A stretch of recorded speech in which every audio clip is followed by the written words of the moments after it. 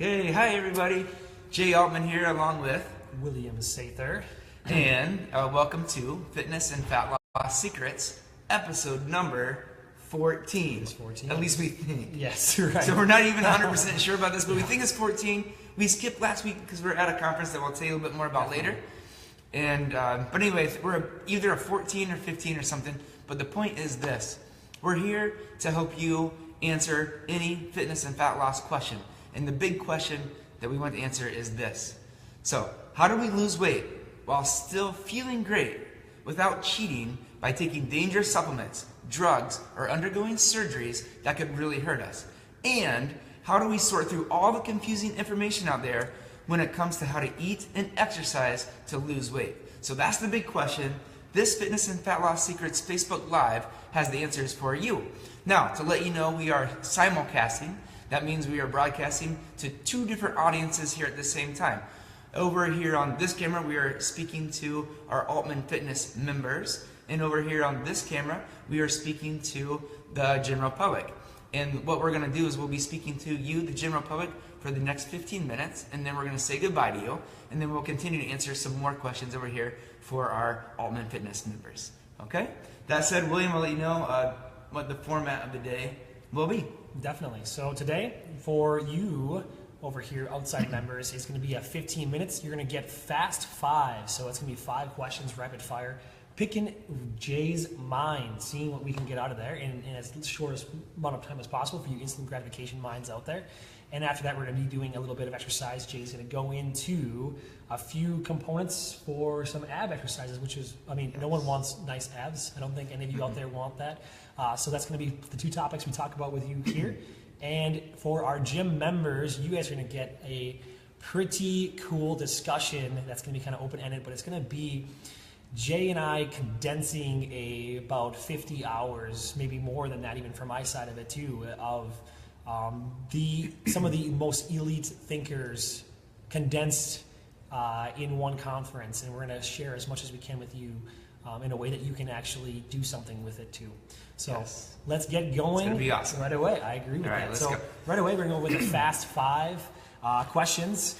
Once again, I kind of scoured the web, looked for anything that I see for common questions that are out there being answered already even, or just things that I'm trying to think about where you are at. So it helps us know, we know the answers, but we don't know where you are at. So asking us questions in the future or just throw them in the comments, it's going to help us answer the questions for where you're at so you can get to where you want to go. We know how to bridge that gap for you. So, and that said, hang on, just real quick, before we move forward, as you're watching, I want you to do 2 things for us, if you would. I want you to like and to share this Facebook Live so we can spread the information out there and help our whole community, our whole world become a healthier spot. The other thing is, like William just referenced, if you have questions, I'll put it this way. I know you have questions. Right. Please ask those questions below. Yeah. We're here to answer them for you. So don't feel shy. There's no such thing as a dumb question. Even if you think there is and you're too shy to answer it and you don't want to put it in the comments, you can private message us. Just hit the private message button. That's another way to do it. But I prefer that you ask it below, because I guarantee you, whatever question that you're currently thinking of that you have, someone else is wondering the same exact question. So just ask it, please. Yes, please. I was in your shoes at one point, so I remember asking questions like, what is protein? That's a great question. I actually might throw that in there, but let's get going. So fast 5, I already got 5 of the questions. If that's your question, write in the comments and we'll answer it next week. All right, so number 1, what is the deal with salt? When it comes to our outcome, which we already kind of went over, was we're going for weight loss and fitness. What does salt really do in our bodies? And summarize that in 1 minute if you can. I'll do my best. Right. So quickly, salt is it's an electrolyte that your body needs. Okay. Now, if you are trying to live be your healthiest self, and also lose weight, you need to include salt, and preferably salt in particular, which is Celtic sea salt. And the reason that salt is, if you look that salt up, Celtic sea salt, what you'll find is this is salt that's harvested right out of the ocean. They bring the ocean in.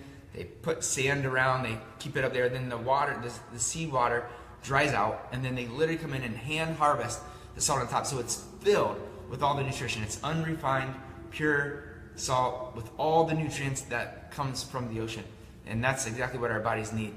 That said, you want to stay away from kind of your typical like Morton's idolized sea salt, like what you find commonly on most tables at every restaurant, So maybe at your table. No salt's the same as already hearing, so I think that's already crazy. Okay. Yes. I wouldn't have thought that before. Like, And then the other thing I'd say about salt quickly is if you're trying to maximize, like if you're trying to go for a really short-term goal of how much weight can you get off your body like this week, and you just need to take off 4 pounds, and it doesn't matter if they're fat weight or water weight or whatever, then reduce your salt or eliminate salt for just those few days. And then what will happen is actually your body will get rid of water weight, but you'll easily be able to drop 3 to 4 pounds of water weight just by eliminating salt. So it's not really losing the weight that you probably want to lose. It's not losing the fat from your belly or your butt or your back or wherever it is for you that's troubling you, but it will help you to lose weight, make the scale shift quick. So I'm going to ask a follow-up question, and I'll bump one off then. So when it comes to salt for just the normal meals, is there a good area to be around then, knowing that on one extreme side you'll lose a lot of weight, and another extreme side you'll probably retain more water weight? What is the balance for those people that are out there that are kind of confused maybe on that? Yeah, great question. So I guess when it comes to food, I'd say first start with really high quality, in-season food. Because the reason for that is if you guys will know this real quickly, because if you've ever had a tomato that you've grown yourself or that someone's grown for you and you taste it, it tastes amazing, right? It's amazing. Now, if you ever been to like Subway, not to pick on Subway because there's a lot of others, but it comes to my mind because when I've been to Subway, and when I see the tomatoes there, you can nearly see through the dang things. They're barely even red, which means there's almost zero nutrition in the thing. And if you taste it by itself, it doesn't even taste like much of anything. It kind of tastes like water. And so the reason I'm mentioning this when it comes to salt is if you start with in-season, you take that tomato right off the vine and it's just ripened today, and you take it off and eat it. For one, you don't need that much salt to bring out flavor, but a little salt does help it a lot. Or if you have a tomato that's grown in a commercial setting, and a lot of times tomatoes in particular are harvested when they're green, and then they're shipped to the grocery stores or to the restaurants, and then they ripen while there. They just don't have the same nutrient value, so they're not going to have the same taste either. So you're going to probably be wanting more salt. So I'd say really start with choosing high quality food, preferably in season, and then use salt. If you just follow your taste, you will know. That's the best practical advice. It's interesting that all trickled back to just eat good, organic, good food. Good, organic, and preferably in season. We started with salt, and I didn't think it would go that way. All right, so good. Keep it going. Spicy foods. So I scoured the web a little bit too, and there's some research that I saw that's exposed out there that spicy foods is good for weight loss. What's the deal there?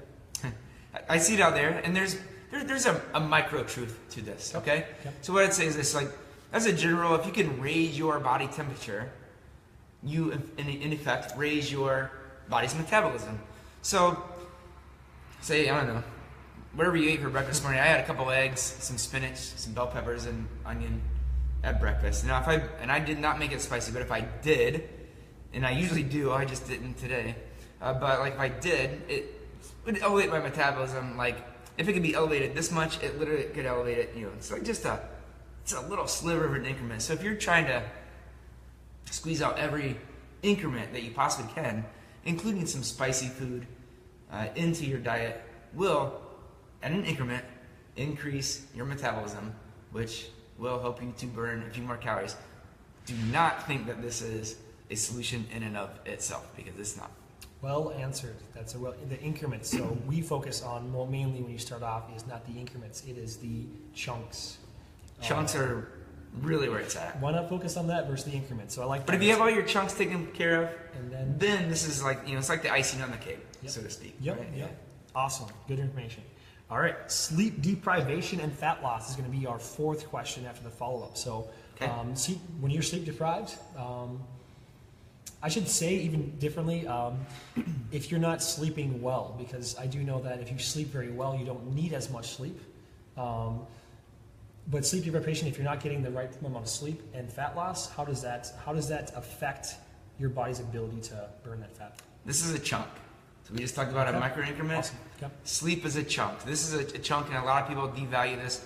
The most current research on sleep suggests if you are a human, then you need between 7 and 8 hours of sleep per night.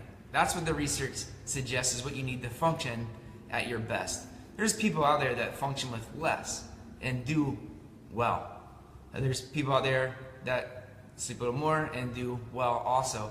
But the research suggests that it's actually like 7 hours and 15 minutes is the number that's kind of the one that I've seen the most in the research. That if you get that amount of sleep, you'll sleep the best. Now, the other part of the question is the quality of that sleep.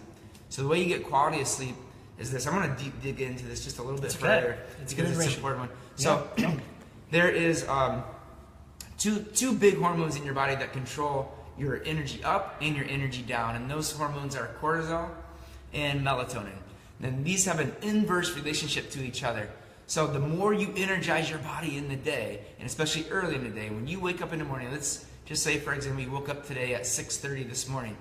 Once you wake up, your cortisol is already on the rise. That's something that woke you up, if you didn't wake up with an alarm at least. So if you did not wake up with an alarm and you just woke up on your own, the reason why you woke up is because cortisol starts to rise in your body. Now this will continue to rise, and it'll be at its highest peak at about 2 hours after you wake up. So if you woke up at about 6:30 this morning, somewhere around 8:30 to 10 o'clock or so is when your cortisol is going to be highest that it will be all day. Now if you use that, you can also think about cortisol as energy. Use that. That's a good time to exercise. It's a good time to get your most critical thinking done, is in that chunk of the day. And then once cortisol peaks, it starts to slowly go like this over the day. And by the time you get to about 10 p.m., your cortisol should be nearing its low point of the day. And as it's lowering, melatonin is doing the opposite. It's rising. So as cortisol is lowering, melatonin is rising. And so the higher, I said earlier, it's in an inverse relationship. So the higher you get cortisol in your day, and especially earlier in the day, and the way you can do that is by moving your body, deep breathing. You can do it by exposing yourself to bright light, such as the blue light that comes from the sun. Or if you're in a work environment, try to make sure you have the right kind of wavelength light. And I'm not going to get into that now, but there's a way to find that out. But you want blue light. That's what stimulates your body to produce cortisol early in the day. Now later in the day, you want to stay away from blue light. And as your cortisol goes down and melatonin comes up, the more you can stay away from blue light. So if you're in your house, you want to turn down the lights, just like dim the lights if you have dimmer switches, or shut off overhead lights and turn on lamps, things like that. You can even take it as far as a long time ago, there were these sunglasses that were really popular called blue blockers. Now, many of you out there, like I'm 42 years old, so many of you that are around my age or older, or maybe even a slight bit younger, you will for sure remember blue blocker sunglasses. They were a big deal. Now, another way you could use these today, and they're making a resurgence actually, because people that are trying to block out blue light later in the day are putting on blue blocker sunglasses after, say, dinner, say 6, 7 p.m. till bedtime, so they block out all the blue light. They're called blue blockers because they block the blue light. And if you do that, you will start naturally producing more melatonin, which gets back to the question you had, which is about the quality of sleep. And if your melatonin is high, you will sleep really well. So I guess to recap that quickly, wake up, get yourself moving, oxygenate yourself, jump around, do your morning exercise, do something to oxygenate you, deep breathe, expose yourself to bright lights. First thing in the morning, get all your lights turned on in your house, open up your curtains or if your blinds, whatever you have in your place, to expose yourself to natural light. What could be really good is go outside for a walk or outside for exercise. Would be really good. And then later in the day, block out the blue lights and dim all the lights. Keep that down. On your phone, if you have an iPhone, at least, I don't know about other phones, I only have the iPhone, and there's a setting on there that you can change it so that it blocks out all the blue light and just shifts to the yellow. Apple products will have that. Macs will have that too. Yeah. So if you're an Apple user like I am, then you can use that on any of your Apple devices, iPads, Feeling is believing. It's one of those intellectual things we're talking about here. So feeling will be believing for you. So if you hear all this mumbo jumbo, if it's maybe too much, we just kind of framed it beforehand. I'm glad we asked a spicy question first because that was a small increment, and this is a bigger chunk. This is a chunk. So knowing that, even if the words maybe sound maybe more boring, Spice in itself sounds more spicy. So it can be easy to make that a bigger focus, even after you're looking after this video. You might remember spice more than sleep. But if you want results, you want the outcome you're after, thinking about making the words of these words weigh a little bit more for you. So try feeling is believing when it comes to this stuff. And it's very good information. So we'll continue. We'll continue on. That's good information again. And on that note, like, try it out. Give yourself a day where you wake up at 6:30, expose yourself to bright lights, jump around, go for a walk outside, get yourself moving as much as you can through a day, and then after about 4 or 5 p.m., stop moving, dim the lights, use blue blockers if you have them, order them if you want them, and just see, like, experience it for yourself, and then you let us know how that worked for you. Right. Then you'll know for yourself. Comment in this video. You can find this video and comment if you had any problems with anything with it. I think I'm going to try that tonight. I'll commit to it. So awesome. I'll post tomorrow what I notice if I do notice anything different by doing those tactics. I do so. Yeah. You'll see my post. I'll do the charge. Cool. Fast 5 and 5 is kind of you can see the way it goes. So we'll ask one more question here, and then we'll get to some of the moves that we're going to be doing. The last question we're going to ask for us today, which one do I want? Let's do, this is actually, a member brought this up. So it wasn't a member question, it was more of a member thinking about why people aren't working out. It's one member of ours that's been working out with us for a long time. His opinion was the word diet. The word diet has a weight to it. Now we've been talking about words having weights to them, and what it did is it causes failure. It's like a recipe for failure, is saying change your diet. So I want to kind of hear your perspective of that and what your experiences had, because you have much more than I have. So quickly, kind of in a minute, frame it in a way that you can do the most benefit for those listening here, watching. Yeah. So I guess if I think about the word diet, for me, it doesn't not have a negative connotation. I know for many of you out there, it does. Interesting. The same word, different feelings arise from it, right? Yes. And if we ask all of you out there watching this video, you'd all comment something a little bit different when it comes to the word diet. Right. Now, when I think of diet, just to let you know why it doesn't have a negative meaning for me, that's good. Is it just simply means whatever I'm putting in my mouth is my diet. So it could be a good diet, it could be a bad diet, it could be a mediocre diet, it could be whatever. It's just a diet, and it doesn't mean that I'm eating rabbit food. I know I've heard that comment before.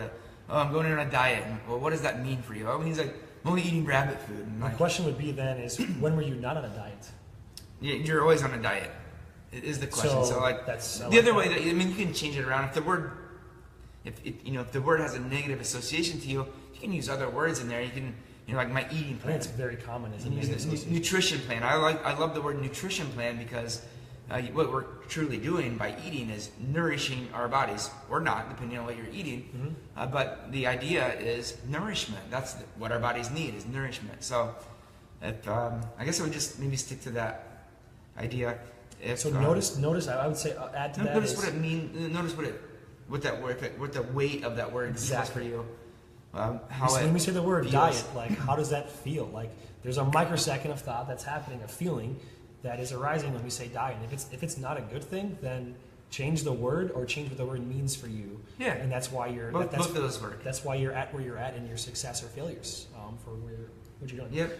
Yeah. So like you said, you can replace the word with like nutrition plan or eating plan or a nourishment plan. Yep. Or you can just redefine what diet means to you. Diet simply just refers to what you are actually eating. Mm-hmm. Right? Yeah. Mm-hmm. Okay, cool. Awesome. So we're going to go into a couple different moves here. We got about maybe, let's go, we got 2 minutes for, we'll give you a little bonus time then here. So we'll do some of the moves yeah. Yeah, really simple. So these moves, we're going to move, and these moves are to get your abs to function, how they need to function, and ultimately to develop how you want them to develop. So if you're out there and you want, a lot of times for many people, if you have a sore low back, if you have sore shoulders, sore knees, most of the time it's because you actually have a very weak core. And so we're going to maybe showing you exercises right now to develop your core. And it's not just doing crunches. I'm going to show you how to activate your muscles in the core so that when you do exercises like crunches or the variations of them, then you'll know how to activate your core in an effective way so that you can, for one, have a body that functions. The second reason is if you're out there and you want six-pack abs, pay very close attention because this is how to do it. All right? All right, let's go. So we'll adjust the cameras a bit here to make sure we get you in the shot. And this here out of the way. Down. Let's see. Let's move this down just a bit. No, that's how you do it. Okay. Boom. Okay. So William's going to demonstrate for us today. So you're going to start. And I want you to do this with us too. So if you're at home right now or wherever you're at, you can do this. If you're not somewhere you can do this right now, come back and watch the video later, and then do it while watching us do it. So because I want you to feel what this feels like. Okay. So you're going to start by laying onto your back on the floor with your knees bent. Okay, yeah, just like that. And then I'll make sure both cameras can see here. So then what you're going to do here is you just lay your head all the way back.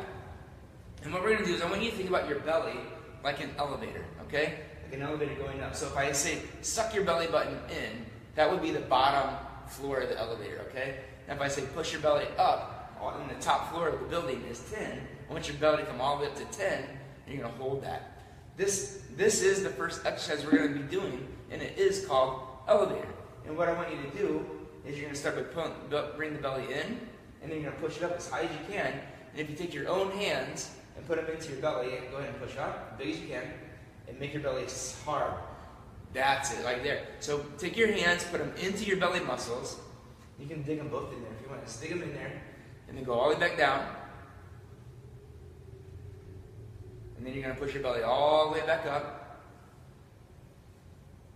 And then make sure it's really hard. And the way you can know it's hard is think about if someone came up to you right now and said, hey, I'm going to punch you in the gut right now, tighten up. If you sucked in and someone punched you in the belly, you're going to be in trouble. It's going to really hurt. It's going to take all the air out of your diaphragm. If you push your belly out and keep a strong belly while it's out, that's how your body is the most stabilized. And this is what we're after, this feeling of body is really strong, the abs are really strong when your belly is out. And we're going to carry this on to the next exercise here in a minute. Let's do two more. I'm not sure exactly how many we've done, but roughly 10, 12 or so. And each time it's just as hard as you can make that stomach strong as you can. I'm exploring like new muscles to use right now, and I don't even think about using these. Yes, and this is going to be the same for a lot of you guys. You're not going to be probably used to what this feels like to have your belly be really strong. Especially when it's sucked out. I think it's natural to suck in. Yes, a lot of you are taught to suck in to do this, and it's not actually the right thing for stabilizing your spine. So this is the right way to do it, okay? So now, we're going to build on this. The next exercise is this. You're going to bring your belly up, not all the way to floor 10. We're going to stop at floor 7, okay? And at floor 7, you're going to make your belly as hard as you can make it, and you're going to keep it as strong as you can make it the entire time, okay? So up to 7, really strong. Now what you're going to do is, your feet flat on the floor, you're going to keep it strong, and you're going to pull one knee up, and then slowly back down to the floor, and keep your belly strong the entire time. Now, while you're breathing, it's not easy to breathe because you have pressure here in your belly, but you're just going to breathe in and out regardless of your breath, in or out. You're keeping your belly at 7, and you're keeping it fully contracted the entire time. Okay? I'll put this one on the timer. We're going to be going for 40 seconds. Okay? We're already about 10 seconds in. Really strong. Floor 7. And you're never letting go. Just to let you know, the place that a lot of people do let go a little bit is when you're on the way back down and almost to the floor, is where the low belly especially sometimes lets go. So I'm going to keep my fingers right into William's low belly so you can feel if it's on or off. And that will help you too. If you take your own fingers and put them into your low part of your belly, you will know if those muscles are fully activated or not. Breathing has been tough for me to figure out how to breathe. Yes. Breathing is not easy while doing this. And done. So that's it, you guys. These are 2 of the exercises. We have about 6 more exercises I'm going to be teaching you guys over the next few weeks here. We're going to start with these, practice these, and then next week I'll be showing you 2 more. We're going to keep adding to this until we have a whole program that you guys can do. All right? Awesome. Cool. So that's that. But do those, experience those, Fun. and feel This those is where our out. abs are at today. Nice. There you go. We'll see what Check it becomes out. of them. Yes. We'll be watching six-pack abs develop right Why here. not? Yeah. 100%. Guarantee it. All right, you guys. So what we're going to do is we're going to be saying goodbye to our friends over here at Altman Fitness. And a couple things I want to say before we go. I want to say, first of all, thank you for tuning in today. I want you to please like and share in the comment section below. Comment in the section below and ask us any question that you have, anything at all when it comes to fitness and fat loss. If you have any question out there, or no, I'm going to reframe that again. Instead of if you have a question, I know you have questions. When it comes to your questions, ask them below. We're going to get the answer. If I don't know it, William doesn't know it, we will find the answer and get back to you and make sure you are clear on exactly what to do as you move forward in your journey, okay? So for now, until next week, I'll say goodbye to you guys. Thanks so much for loving yourself, showing up, and we'll see you next time. You guys hang on. We'll be right there. We're going to be answering 2 questions. One is we're going to be reviewing a local restaurant called Red Cow. A lot of you out there know it. It's an awesome restaurant. We'll talk about it. And then we have the question. We were just at Unleash the Power Within with Tony Robbins, and we're going to be summarizing some of that stuff for you over here. For now, bye, you guys. Thanks. Bye.